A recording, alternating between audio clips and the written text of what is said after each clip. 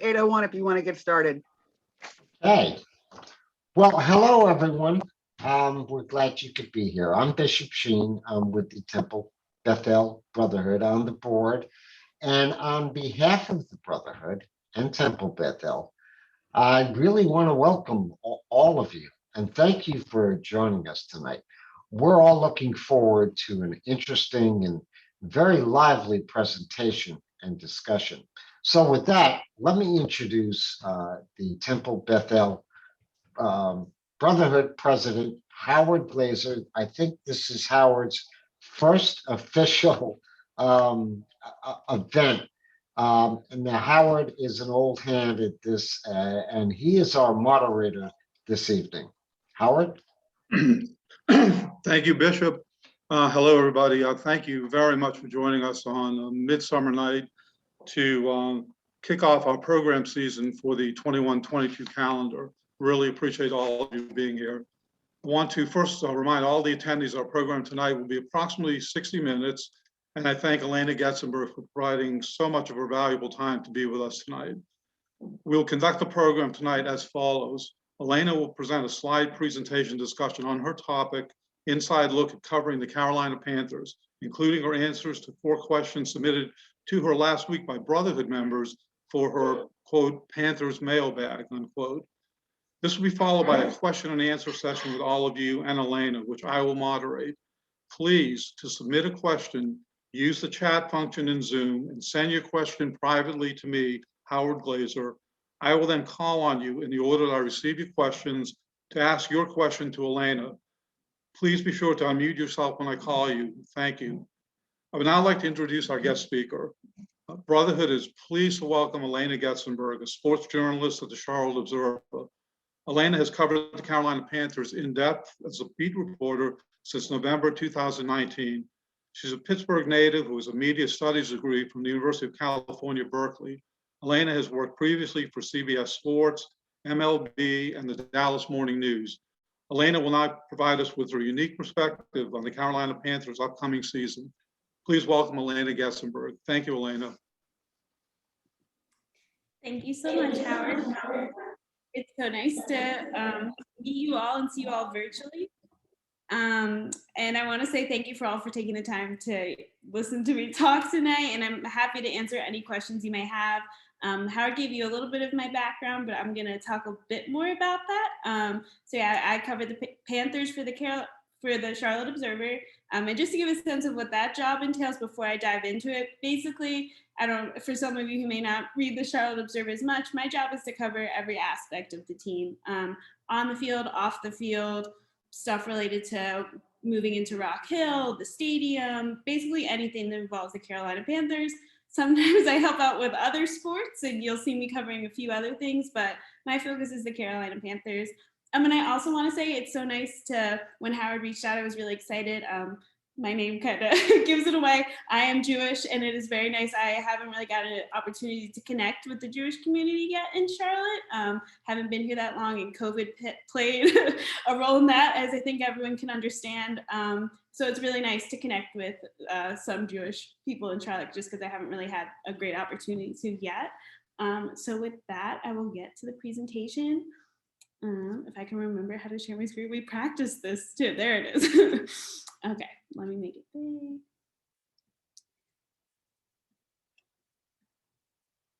Okay, great.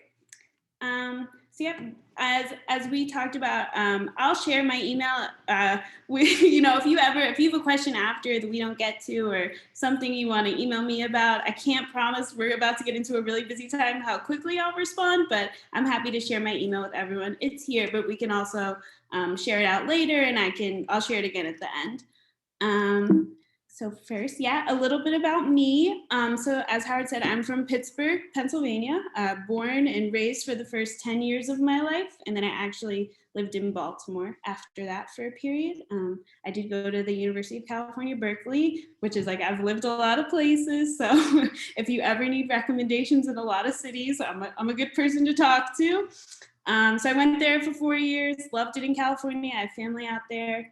And then I kind of fell in love with sports journalism. I worked for our student newspaper there. I covered almost every sport you can think of: golf, swimming, basketball, women's basketball, football. There are a lot of them. And after that, I got a lot of internships and a lot of different experience in sports journalism. I even worked for the now Washington football team for a season before I graduated from college, just as an intern, which was a very interesting experience. And then after college, I got an internship with MLB.com covering the St. Louis Cardinals, which was great. I worked my first full-time job was with CBS Sports on a TV more role. And then I helped cover the Dallas Cowboys for the Dallas Morning News before I got my current job. So I've jumped around a lot for, at this point in my career, but now I've been here since 2019 and I've really loved Charlotte. So now we can get into what I do now, which is I cover, as I said, as it's been well known, the Carolina Panthers. This is a picture of Matt Rule, the head coach, and some of the current roster. All the photos you'll see today are from the Charlotte Observer archives, taken by our great photographers whose names I've noted here. One of them is David Foster, who actually recently passed away, a great photographer at the paper. And so, yeah, this season for the Panthers is one of intrigue. I think there's a lot of questions and we'll get into some of those, but, they're looking to take a step forward from last year. Obviously, it'll be Matt Rule's second year. First year not dealing with the hurdles that COVID presented, which involved, not meeting as much, not meeting in person as much, a lot more restrictions than they'll likely have this year. And just a lot more obstacles for a first-year head coach. So this year the team is, more developed. There's some new pieces like at quarterback, which isn't a secret. And then there's also, they've really developed the defense, which we'll get into in a little bit. But this is a team that I think has a lot of questions, but has the potential to be better than last year, excuse me. And I think, we can argue a little bit about how much better, but I think there's certainly potential. We can get into that now. So a big question that I'm sure people want to hear about is the quarterback situation. There's Teddy Bridgewater leaving, and he is no longer with the team. And I think that trade caused quite a bit of controversy. Not exactly, didn't actually work out. Bringing him in for signing him in free agency didn't really work out the way they hoped. It was a rocky season last year, but now Sam Darnold, they're hoping he can play better than he did with the Jets, obviously. I think there's a lot of question marks involved in that. Still, he's learning a brand new offense, working with a brand new offensive coordinator. There's a lot of unknown there, but the quarterback position is the most important part of the offense, and getting it right is key. So we're going to see about that. But, they're hoping he's on a 2-year contract basically now, and they're hoping he can be the guy, but there's no guarantees there, seeing how quickly they moved on from the first one. But there's a lot of intrigue there. I think that's the biggest question mark on this roster, I would say, is, quarterback, because we don't know if he'll look like how he did last year, or if he could kind of turn the page and be the quarterback everyone thought he could be when he was drafted 3rd overall. So that's, to me, is the big question mark. And then you kind of get into the offense, and it's the Christian McCaffrey show. And then, there's, in the corner there's offensive coordinator Joe Brady, who has a big year ahead. I've been thinking about things lately, and I think he's maybe the biggest question. On the coaching side, Matt Rule's kind of what he is. A defensive coordinator, Phil Snow, did a good job last year. But Joe Brady, everyone's like, oh, he's an offensive guru and all that. But, the offense looked, confused at times last year. There were a lot of question marks. And I think, he has to prove that he can help lead an offense and be an offensive coordinator. This is only his 2nd season as an offensive coordinator on any level. And something I also wanted to point out with, everyone knows Christian McCaffrey. He's coming back from injury. He is 100% healthy, as close to 100 as a football player can get, I suppose. And it's been interesting. He's really spent the summer dedicating time to be having more of a presence in Charlotte, which I think is interesting. We think of Cam Newton was someone who spent a lot of time giving back. We really saw his name around a lot, and Christian's really he's spending more time in Charlotte than he used to. He's kind of being the face of the franchise kind of guy. That's him golfing, obviously. But, you know, he's really trying to dedicate time to giving back, which is interesting because, you know, they don't really have someone else who's the guy with this team anymore after Cam left. And Christian's really kind of taking steps into that role.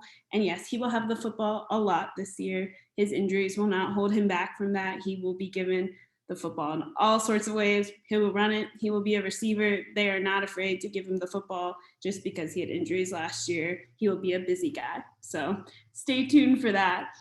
Before I head into that next part, I will talk about the offensive line, which obviously there was some big news with last week with signing Taylor Moton. That was the big news there. But overall, I think the offense, you know, is set up for success this year, but there are question marks. I think a big question mark is at tight end, which is a weak position for this roster. They just don't have a guy.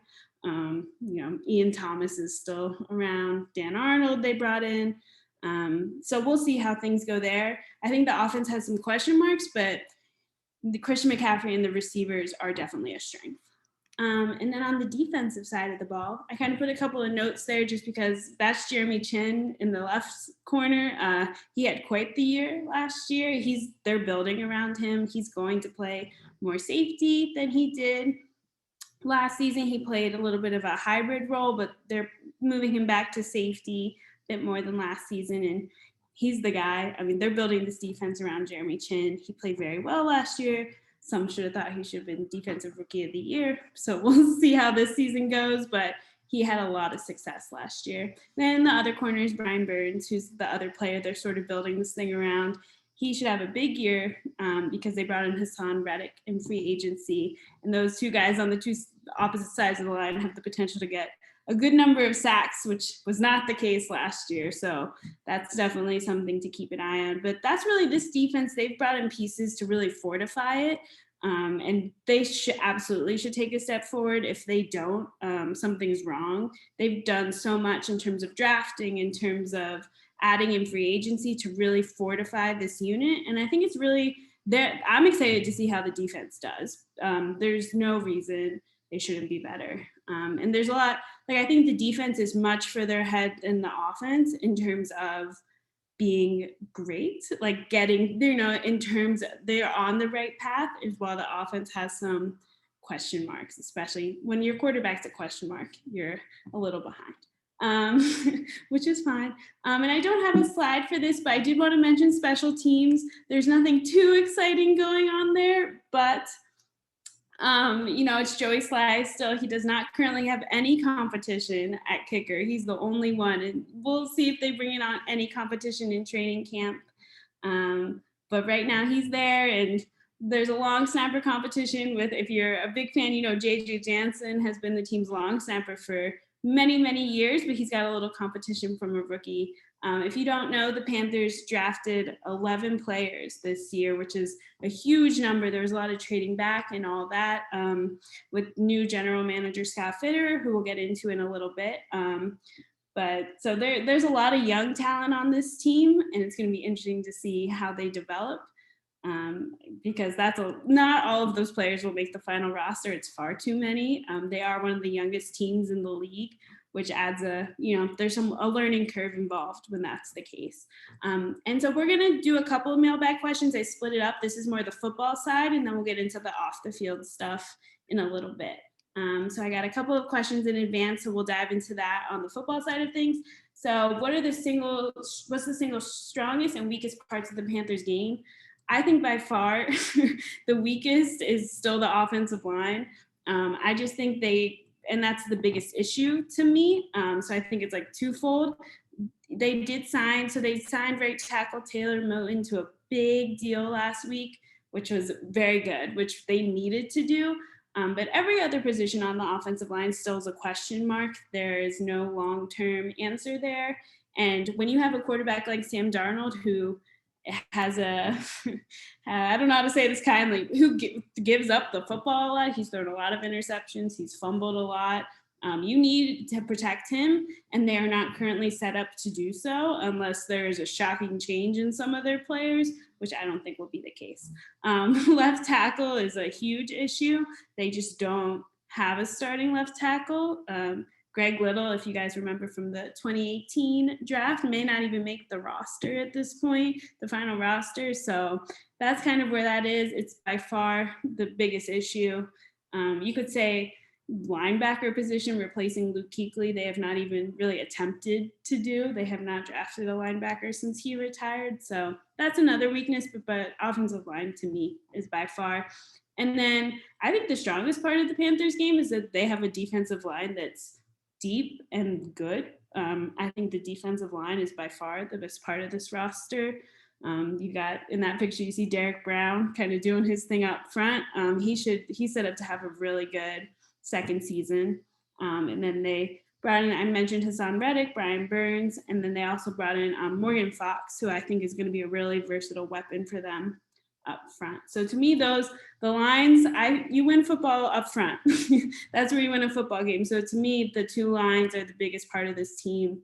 And the offensive line is a major concern. I think we'll get into the offensive line in the next question, which is a lovely transition to Taylor Moton. In terms of, so the question is, in your opinion, should Coach Rule move Taylor Moton to left tackle and solve that blindside issue for Sam Darnold? He should maybe, but he's not right now. He's not going to.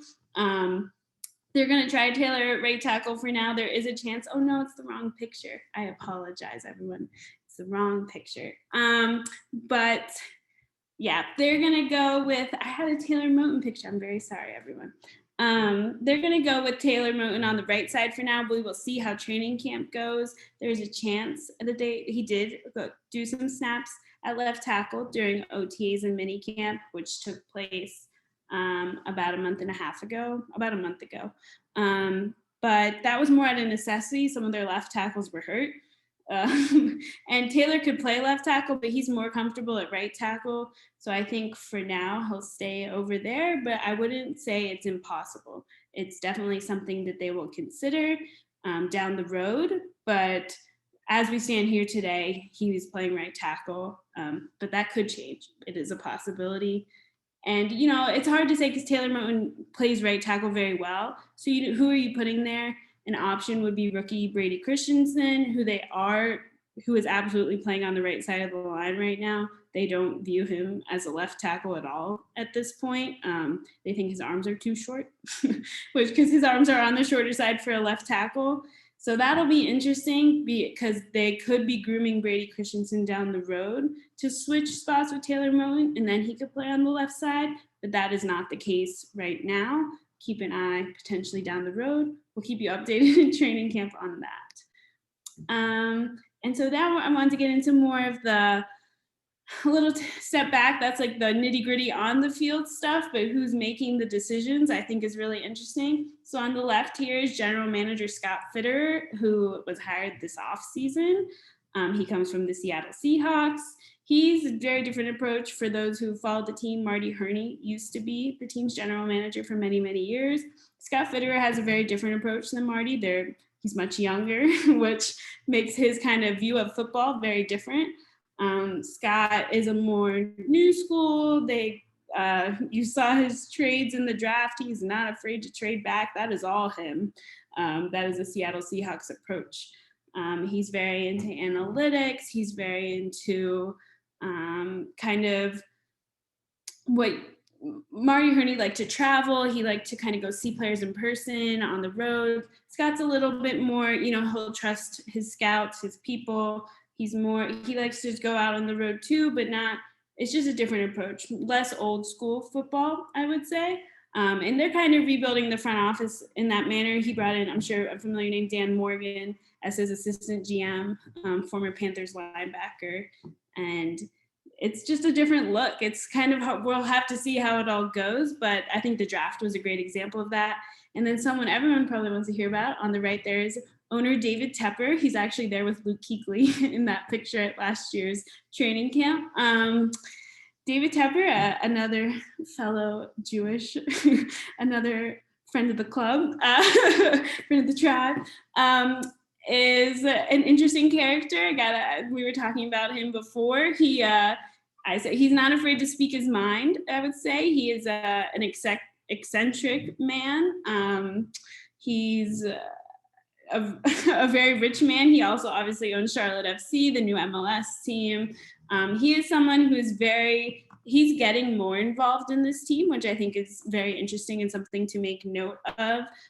He's been in a lot of the draft meetings. He was in a lot of more football decision-making meetings than he used to be. He did hire, obviously, Matt Rule and Scott Fitterer, so he has a little more control over the organization than when he bought the team in 2018 from Jerry Richardson. He's someone who wants his opinion to be heard, thinks he has a lot to say, asks a lot of questions. Whenever I ask someone in the building about him, it's that he's always asking questions. He's trying to challenge his employees, which is a good thing, but there's a lot of approaches in the NFL. Like I mentioned at the top, I spent some time covering the Cowboys. And obviously Jerry Jones is a very, very, very engaged owner, and we've seen some success with that sort of thing. David Tepper's not on that level, but he's certainly more engaged than a lot of owners. And we'll see how that impacts things down the line. He's obviously been leading the way in moving the team's facility down to Rock Hill, South Carolina, and that's still scheduled to open for training camp in 2023. And he desperately, which I'm sure we can get into as well, wants a new stadium. He is not happy with Bank of America Stadium at all in any capacity. He joked, I don't know if he was joking. He said that it's going to fall down. It's not falling down. So I guess he was joking, but he really believes it. He feels it's very old and he wants something new and fancy, but he would like people on this call and the city of Charlotte to help pay for said stadium. So we're in for a bit of a fight there. Will he actually move it to another place? I do not believe so. And that does not seem to be the case because they want to build up uptown Charlotte to kind of be a destination. And he wants, it to be really a place for people to go with this new entertainment district they're also working on near the stadium. So I don't think he'd actually move it, but he's going to threaten because he wants your money. So that's the gist on that. Then we'll get back into a mailbag question, which I thought was really topical. A lot of people are boycotting sports due to their stance on social issues. What is David Tepper's and the Carolinas' take on all this? So this is a picture, which I think is this picture I've spent a lot of time looking at. I think it's a really amazing picture, is of Carolina Panthers players from a game last year. Brian Burns is in the front kneeling with former defensive lineman Zach Kerr behind him with his fist up. We saw a lot of Panthers players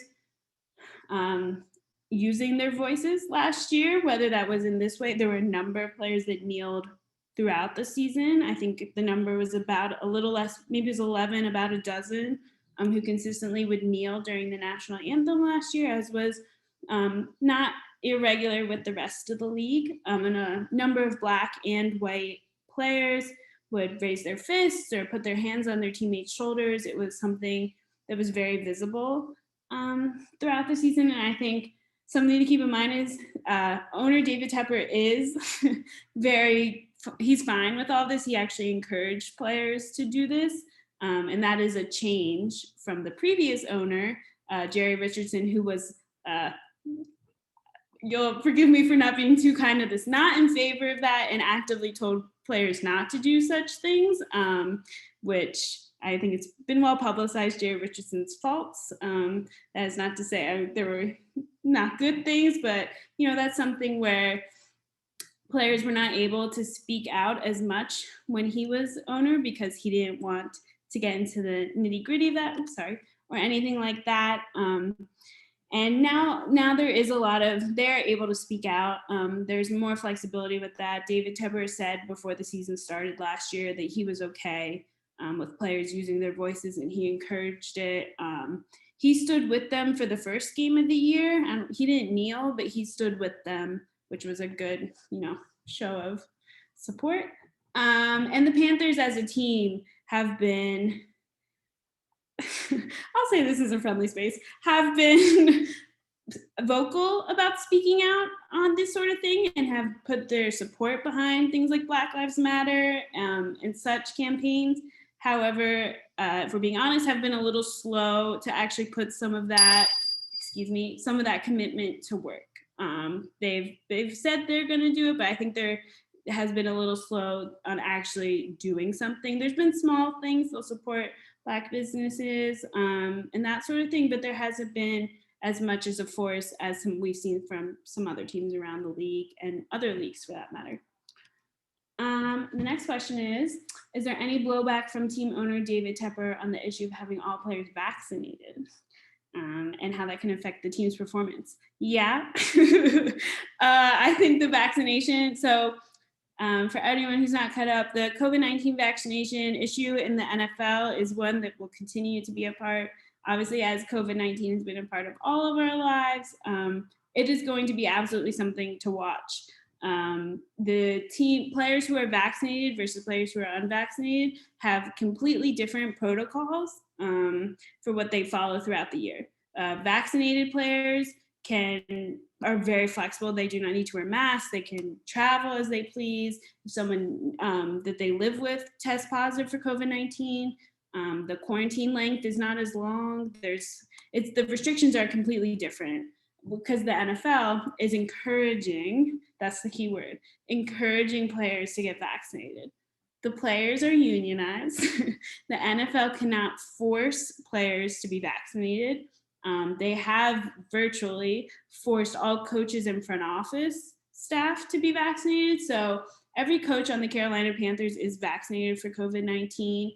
Almost pretty much the entire front office, like the general manager, his assistants and all that are also vaccinated.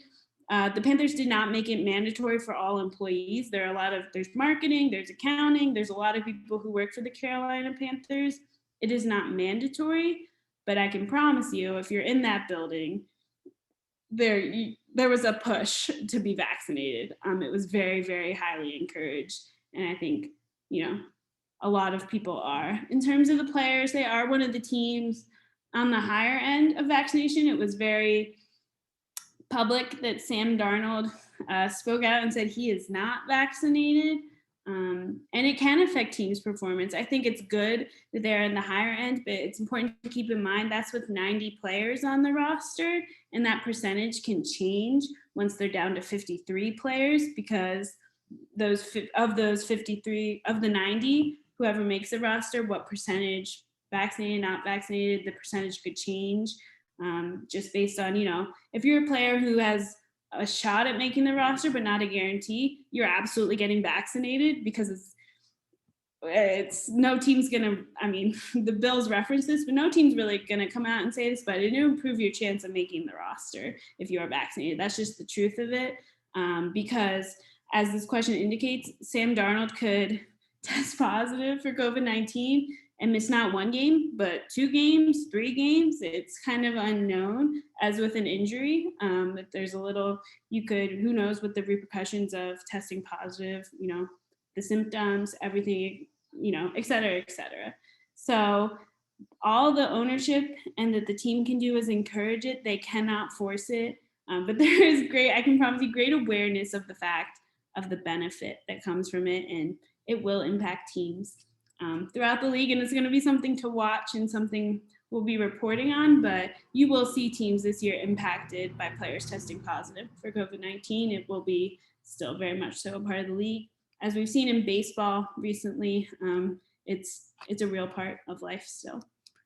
And then I wanted to kind of get into what's next. So training camp for this team, I can't believe it. My summer's ending.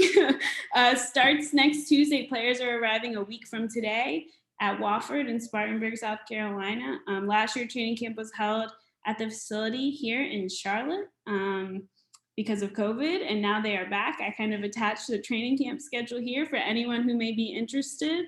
They'll be back here at Bank of America Stadium for Fan Fest at the beginning of August for a big practice. But besides that, they're down at Wofford.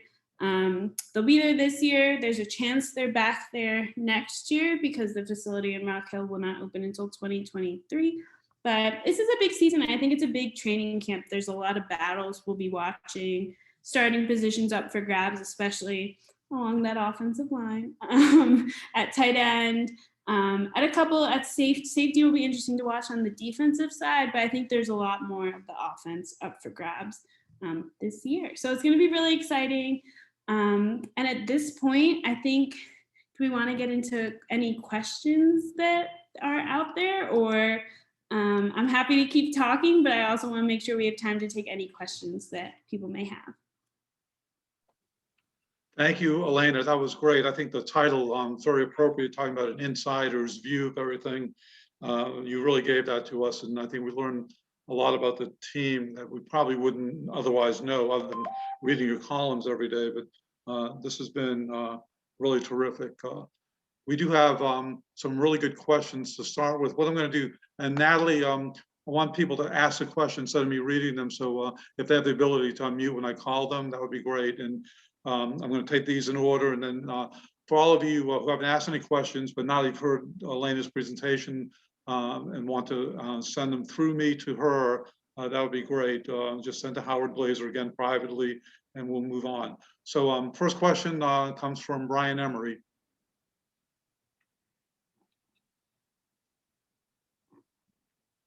Brian, you with us? Yes, I am. Thanks. Am I unmuted? No, you're good. Oh, okay. Alaina, my question is, of all the sports that you've covered, what is your favorite one to cover? That's a great question. And I do feel like I need to apologize. I'm sorry if I talk too fast. It's a East Coast thing that sometimes when I'm talking, I realize I'm You're good. You have a lot of transplants here. We know the lingo. Okay, very good. Very good. I do think so. That's a great question. I think my favorite sport to cover is football.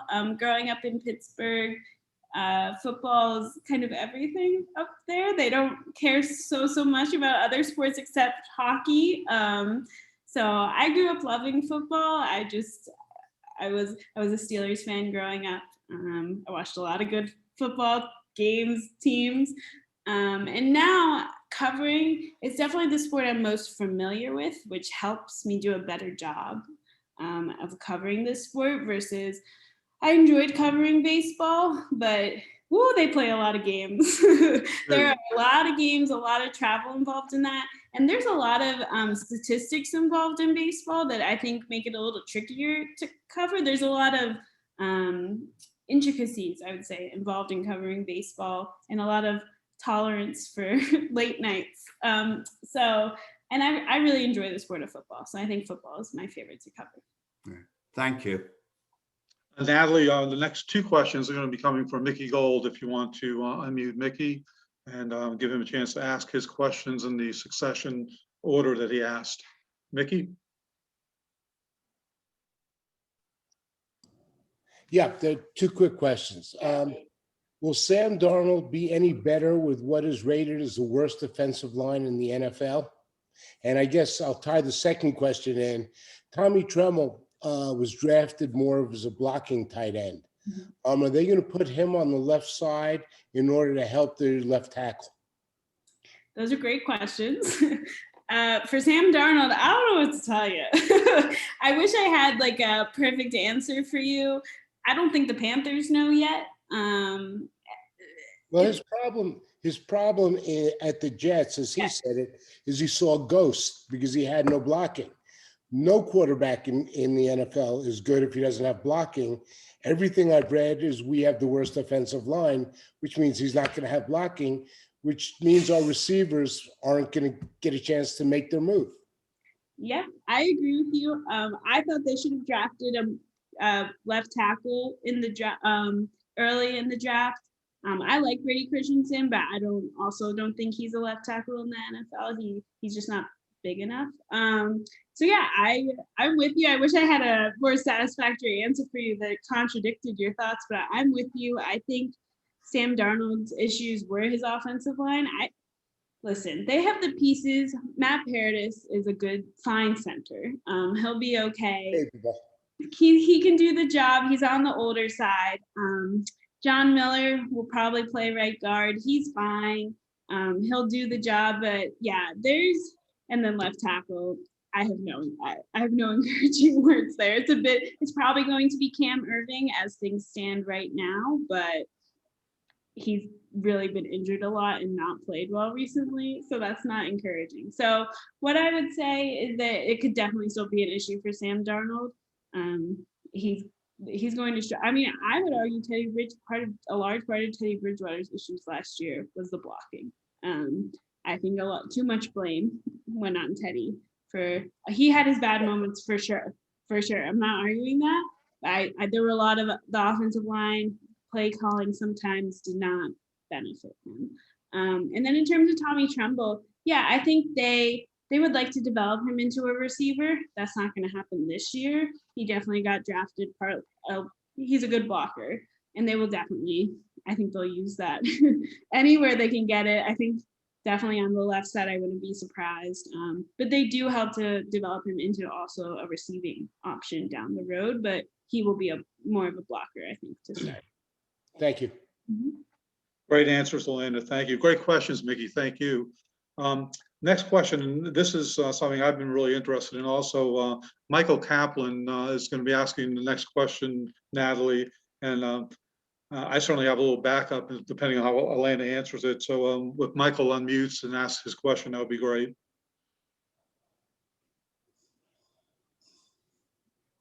Hello. Yeah, I was just asking about your opinion of their schedule and how you think that'll pan out. Well, the end's tough. I don't know if anyone's looked at that last chunk there, but if things are close at the end, it's not going to be good. I have. It's a lot of road games. As soon as I saw I was headed to Buffalo in December, I was not excited. I can promise you that. I was hoping that game would be in September. It is not. It is at the end of December. Let alone playing the Bills on the road at the end of the season. It's like an NFC South juggernaut at the end there. They are in Tampa Bay. They are in New Orleans at the end there. It is New Orleans right after New Year's Day. I would recommend booking your travel now if you're thinking about going. It's not pretty. It's rough at the end. Besides that, I mean, I think there's the potential to start on a good note. I think starting with the Jets, a team under a first-year head coach, is an encouraging thing. Besides that, they have 2 home games to start, which I think is really nice. That's a good way to get going.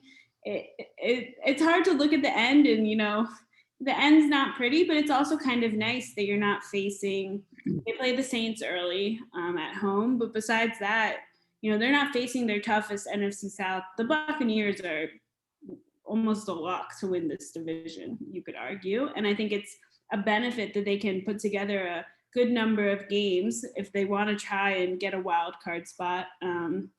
They don't have to face their toughest opponents until the end of the year in some respect. So there is a positive to that, but that's what stood out to me when I saw the schedule. So if it gets close there at the end, it's not going to be pretty.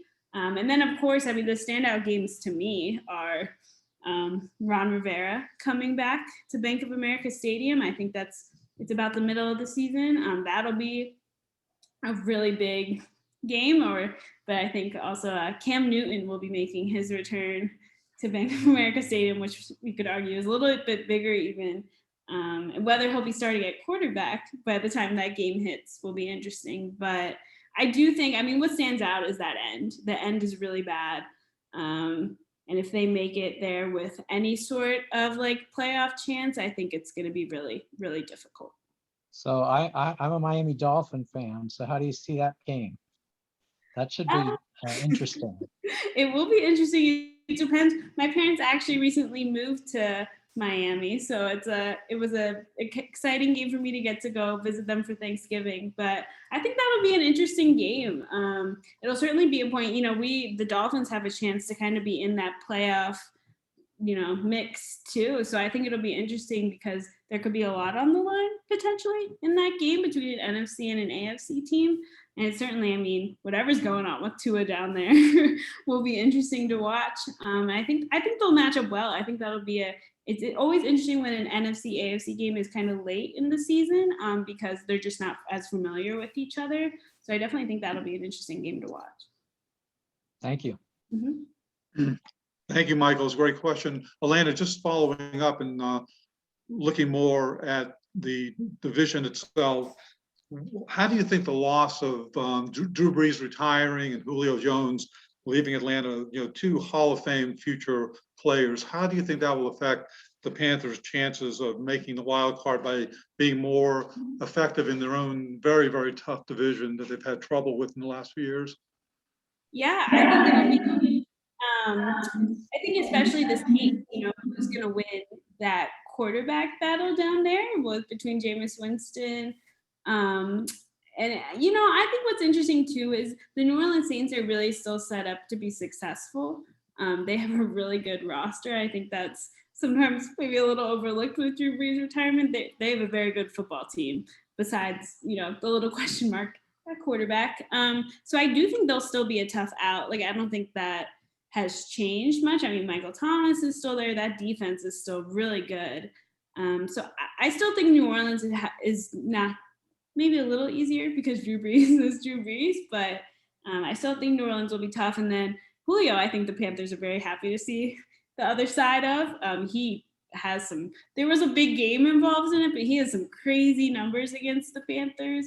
And I think Atlanta is deep, deep, deep in rebuild mode. So I think, it's a good, the Panthers were not sad to see Julio Jones or Drew Brees, but I think Atlanta for sure, there's, that little rivalry there. I think it's very nice to see Julio Jones depart.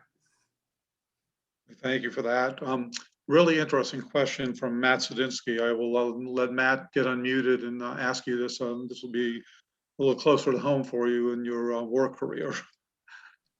Thank you again, Alaina, and welcome to Charlotte. I'm curious, it's really hard to be a reporter these days, and to be a reporter in the print media is even tougher. And maybe you talk a little bit, reflect on what's it like to be a reporter and how you came to that career choice, and also what's it like now being in print and the Charlotte Observer. We've all been subscribers in the past, and I think in the more recent past, a lot of us have dropped it and get our news elsewhere from other places. What's going on at the Charlotte Observer? Yeah, no, I really appreciate that question. I know Howard and I have talked a bit, and one thing that we talked about is even being a female sports journalist is something that I think is a little different, and something I'll reference here as well. But I got into journalism, like I said, I fell in love with it at the student newspaper. So I kind of started on the print side of things. Obviously, everything now is digital and print, even if you work for a newspaper. But I really like, my parents still to this day get print newspapers delivered every day. It's something I grew up with, and I think I really fell in love with the idea of the news coming to your house. The physical newspaper, I do not, when I read, I almost never read. I hate reading on a computer. It drives me nuts. I really like a physical copy. I like turning a page, all of that. So that's kind of my background on that side of things. I really fell in love with writing. I used to hate writing in school, but I like writing about things I'm passionate about. And I'm really passionate about football and a lot of the things, player stories, kind of diving deeper into issues. So that's kind of how I came to it. And when I saw they paid me to cover, to go to NFL games and practices and talk about a sport I'm passionate about, I said, I can do that. That's something I could do, because otherwise I had no idea what I was going to do with my life. And then, what I would say is, it's very unique being in my position. There are very, very few, I could probably name them all for you now, females covering the NFL on a beat as I do. We're a very rare breed. There's a lot of females who I really admire who cover the NFL and other leagues on TV, who do broadcast journalism, but print journalists, there are very, very few of us. It makes my job a little different. It gets some stranger questions sometimes. Overall, I'm treated by players and coaches as an equal. I'm not really treated differently in that respect, which is nice. And it just makes it, a little different. I work with a lot of males, and you kind of get used to it, I'd say, in that respect. And then my Charlotte Observer pitch, support local journalism if you can, please. I'd love to share if anyone after this is interested in getting more information on kind of deals we're doing. How can I sell myself? Anything like that, I'd love to share. Obviously, yes, it's been a very tough time for print journalism, which you mentioned. it's a dying. I mean, the future is not with print journalism, if we're being honest. I'm very aware of that. I think the Charlotte Observer is very aware of that. There's been some tough times. We no longer print on Saturdays. We are a 6-day-a-week paper with a digital version on Saturdays. And it is very expensive. I completely understand this. It is very expensive to get the paper delivered to your house these days. It's the truth. It is expensive. And that's a shame. And it's because newspapers need money. And I think it's a sad reality. Otherwise, there will be no print copy at all one day. And that probably will happen. I don't have a timeline for you, but eventually that will be the case. But I think, there's not really, in my opinion, another outlet in Charlotte covering the city on all sides as we do as much. There's a lot of other outlets covering news. There's some that do just sports. There's some that do just kind of entertainment, food. But I really think why I like the Observer and why I'm very happy to be an Observer employee is, this newspaper, I meet so many former Observer people who tell me about the legacy of this paper and how there used to be hundreds of people working at the Charlotte Observer and how it used to be such this institution. And I think we're doing our best with a 30-person staff to keep that alive. And so I would say we can only keep it alive with people reading our stuff. And I think there's nowhere else in this city, unfortunately, that has that legacy and has that, we have photos. I can go in our archives right now and pull from any Panthers game you would like a photo. There's no other place in this city that can do that, or from a city council meeting, like a decade ago. And I think that's what makes it important. I could go on forever.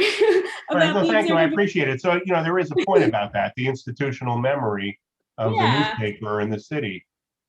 Yeah, and I appreciate that. Yeah, and I also just think it's important to acknowledge that, like I said, I understand how expensive a print newspaper it is to get. I really do. And I just think it's important, however you can, get your news, I think is great. I think staying informed is the most important thing. Even if it's not from the Observer, there's a lot of papers, websites doing great work. And I think that's great no matter, as long as it's a reputable, paper or online publication, I think that's great. But I do think there's a lot to be said about something that covers all sides of the city. Thank you, Alaina. We're going to switch gears, come back on the football field, and then give the follow-up question to the newspaper question.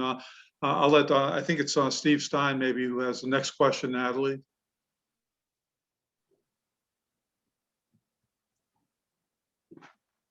Steve, you can unmute.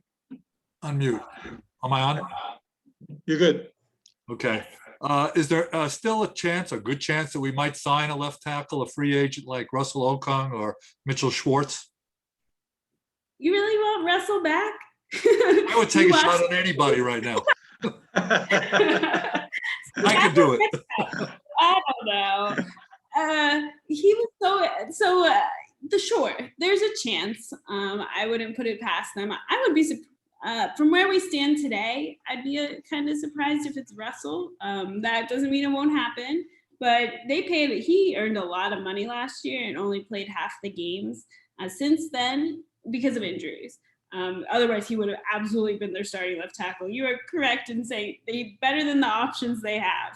But I just think his risk, he's not been able to stay healthy lately, and he's only gotten older.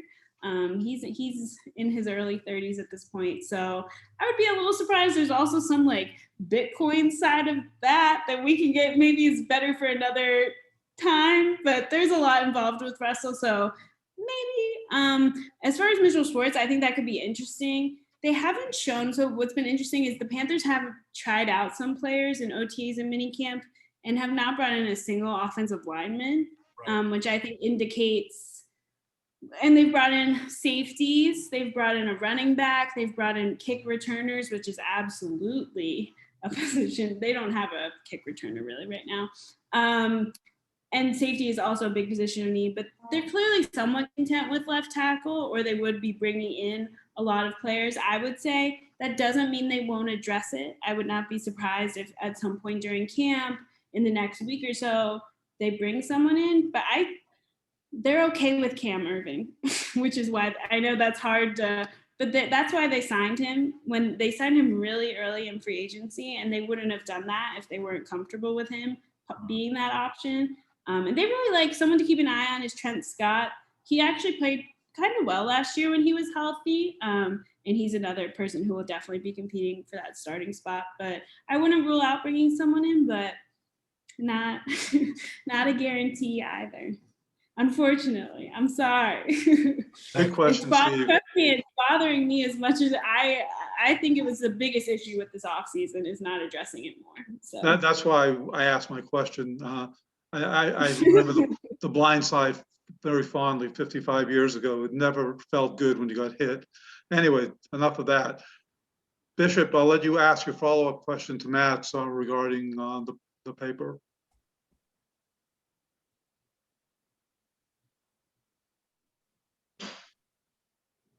You're gonna mute, Bishop, if you're muted. Yeah, hold on. I think I got it now. Good. Yeah, thanks. So back to the journalism thing. Big transition still going on.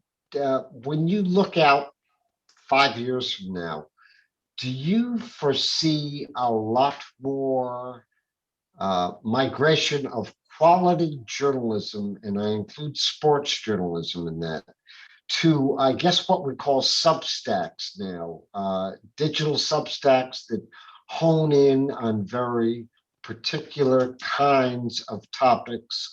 Or do you think that we'll see quality journalism still migrate to new ad-supported distribution platforms? that's a great question. I think you're going to see a combination is my best way to answer that. I think right now we're seeing both, right? You find a lot of, there's a lot of places where you can read news where you're paying a fee and you don't have a lot of ads, and that's kind of what it is.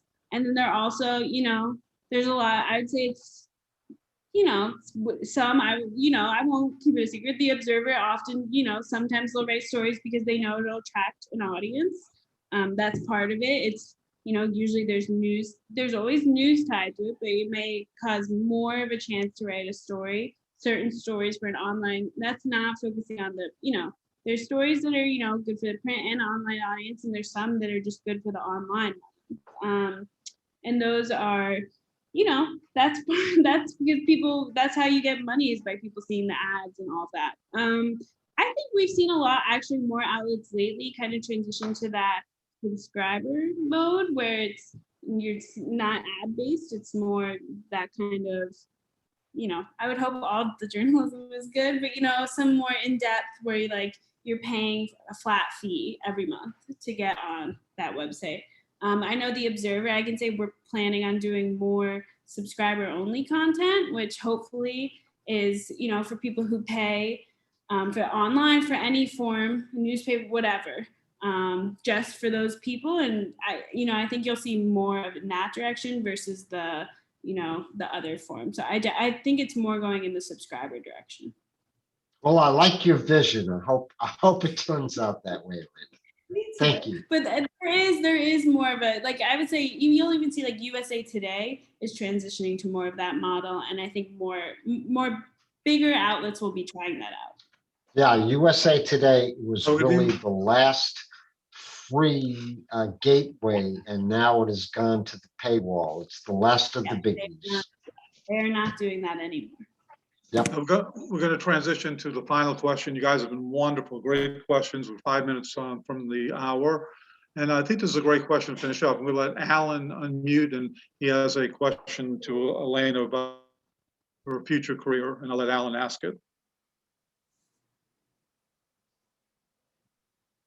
Alan, if you could unmute. Alaina, thank you. Great presentation.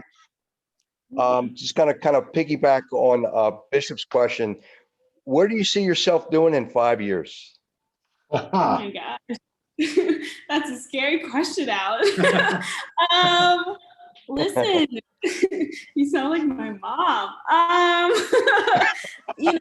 don't know if I have a good answer to that. I hope to be doing something related to the NFL. I'm really passionate about it. If it's, staying on the beat here in Charlotte, that would be great. I think there's also, how do I answer this? I don't know for sure that I want to, there's potential maybe to, I don't know, 5 years down the line, but I've always been interested in more of an editing role. I think that's something that is appealing to me. I don't know if I want to do the TV side of things, but I definitely want opportunities to kind of diversify what I'm doing. So I wouldn't say I necessarily definitively see myself in a similar role to the one I am now 5 years down the line, but I really like what I do. So I'd have to find something that pulls me in another way. But I would say hopefully something related to the NFL, and I'm kind of open to what that is my best answer for you. Well, whatever it is, you've got a great start. Well, Thank you, Alan. That's a wonderful comment from you. And Alaina, I'm going to have one of my colleagues, Matt Zadinsky, close the program. But before I do, I just want to say a couple of things. One, there should be more females writing about football if they knew as much about football as you do. You are really a gem when it comes to speaking the sport and also reporting it in a very objective way. I think all of us appreciate it. And secondly, I remember I told you this, I said, this is a great group of guys you're going to be hanging out with tonight. And I think they proved that. Great questions, nice disciplined guys. Thank you very much. And I'm going to turn it over to Matt, talk a little bit about not only the close, but things to look forward to as we move along here. And once again, Alaina, fantastic job. That's all I can say. Thank you. Yeah, thank you so much.